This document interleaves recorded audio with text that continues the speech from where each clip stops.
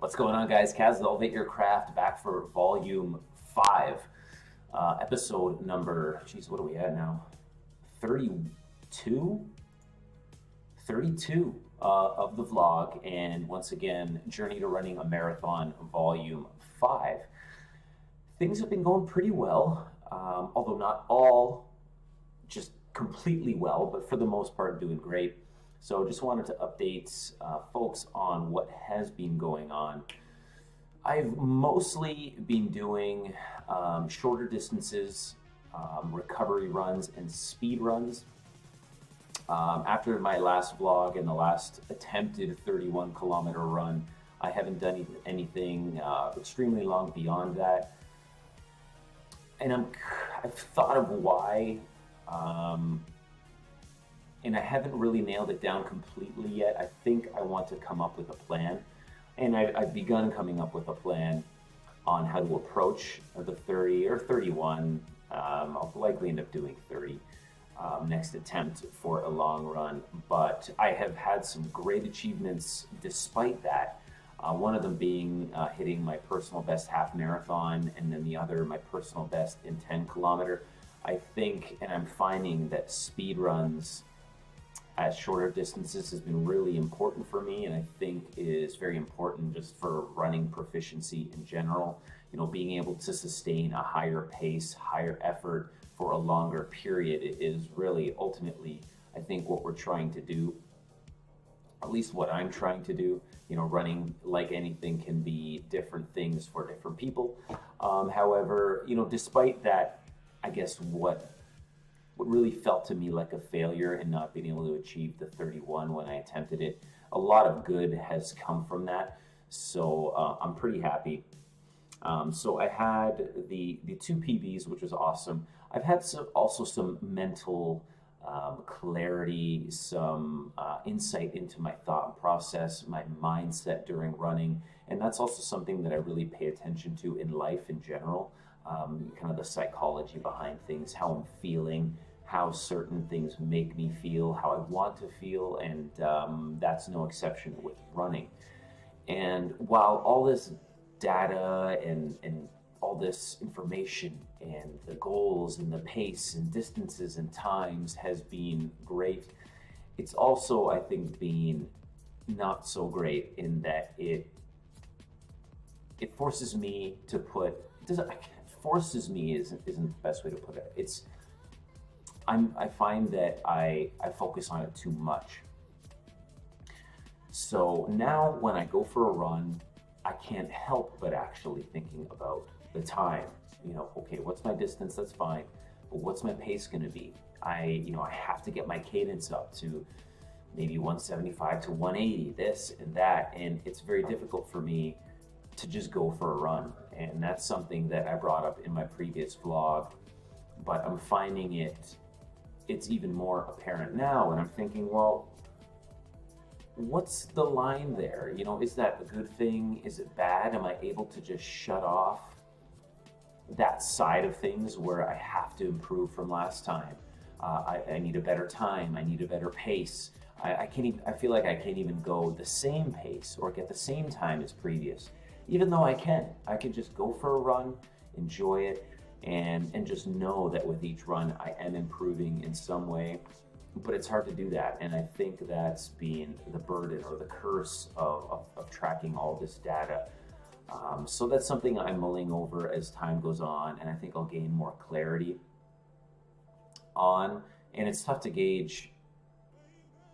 I mean, from the numbers standpoint, it's very clear, you know, what time did I end up fishing at? What was my pace and this and that?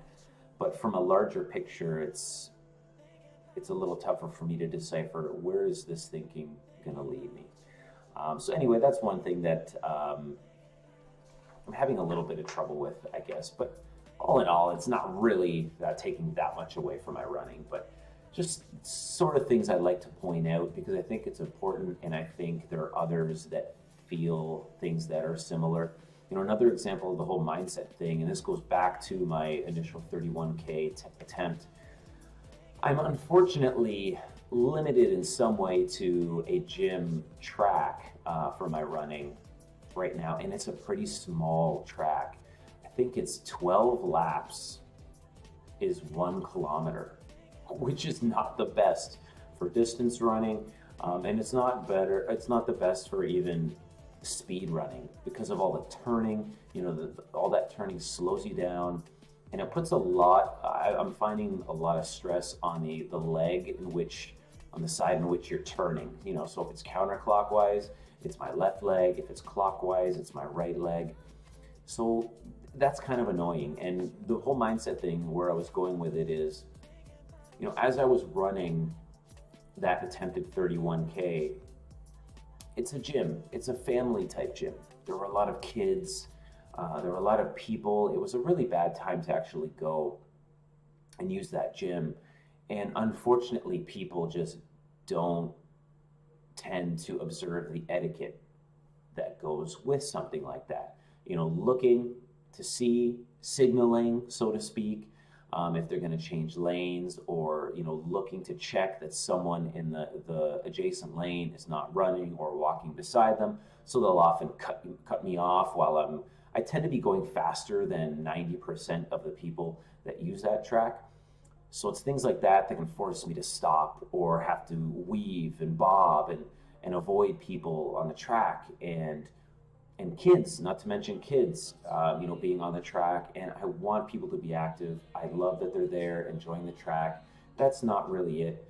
That's not what bothers me. It's more just navigating all of those things. You know, it's, if I'm kind of, my focus is very hard to maintain because I've got to deal with all these external factors. So that's something that I think got to me during that run and was frustrating. And we'll go into my plan for the next long run, you know, to try and go at a time where there's very minimal people. So I can just focus on my technique, focus on my breathing, focus on actually achieving the goal that I want to. So those are the types of things that I'm writing down, trying to articulate and elaborate on, make them as clear as possible, which I think is an important part of any endeavor, and has been helping my running as well. And honestly, I'm a little nervous now about using this small track for speed running, because while I'm nowhere near the top speeds and that kind of thing when it comes to, you know, 3 kilometers, 5 kilometers, I am getting faster. And this short track can be really tough for the reasons that I mentioned previously. And that's kind of frustrating, especially when there are more people, because the faster I'm going, if I collide with someone or even have to avoid someone very abruptly, it could cause injury to another person or to myself. So I just can't wait until the weather gets better. It's been very cold, very wet, a lot of snow, which has been not exactly conducive to running. So I'm really looking forward to the better weather. That way I can just kind of run the streets, if you will, or use a track, like a traditional Olympic track. So, you know, that's something that's been kind of a pain lately, but you know what, that's okay. Another thing I've been putting a lot of emphasis on, and I think is going to pay dividends down the line, is my technique. Really paying attention to how my body's moving, how I'm feeling. I found that there's this position, or this, when I achieve this certain technique, I feel better. Things seem to move better, but I can't always maintain it, and that's the tough part. So I kind of hit this zone where I feel like, oh, okay, this is it. This is the technique I need to maintain. And then I'll lose it slightly and then try and, okay, work my way back. And that gets tougher as fatigue sets in and that kind of thing. And I've been watching, you know, a lot of running videos and whatnot that discuss proper running technique, and watching the Eliud Kipchoge videos, who is an incredible runner, from what I can tell anyway, from the articles and media coverage and all that kind of stuff.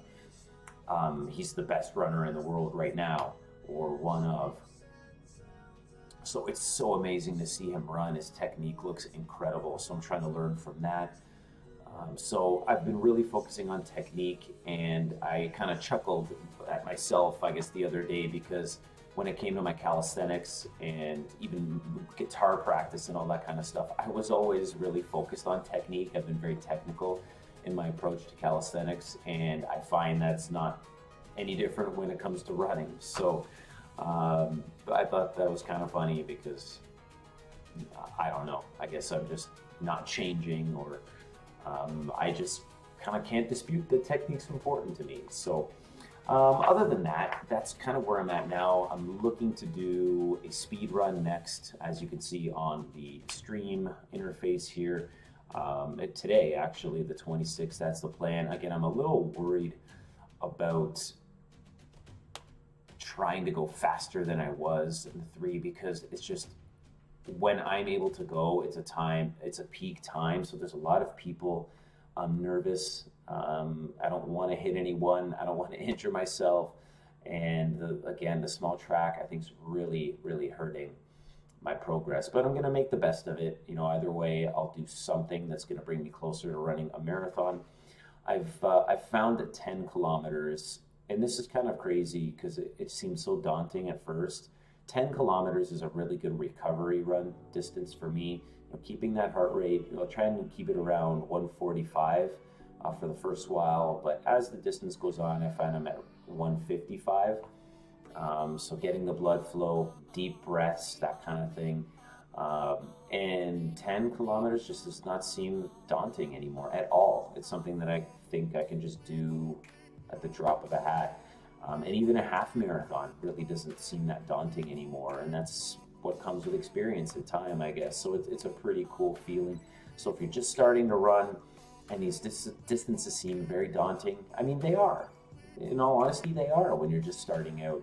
But that does change if you put the time and effort in order to achieving them. So I'm really digging the 10-kilometer distance right now, not only for speed, but for recovery. And then if I just want to go for a nice run, I like the 10-kilometer distance. So that's where we're at for now. As far on as a more general level, still digging the calisthenics. This is still something I'm doing, even though it's evolving, it's changing with me. I look to do more calisthenics content and running. Also, but check out the YouTube channel, Elevate Your Craft, all one word. And I'm on Twitter at EYCKAS, and on Twitch. This is actually my stream interface, so do catch me on there as well. My username is KASMANASTY, Kasmanasty. And that's it for me. So that's, again, episode number, where are we at? Well, volume 5, I believe we're at. I can't even remember all these episodes now. We're at episode number 32 of the vlog, and that is Journey to Running a Marathon, volume 5. So that's it for me for now. Until next time, you guys take it easy.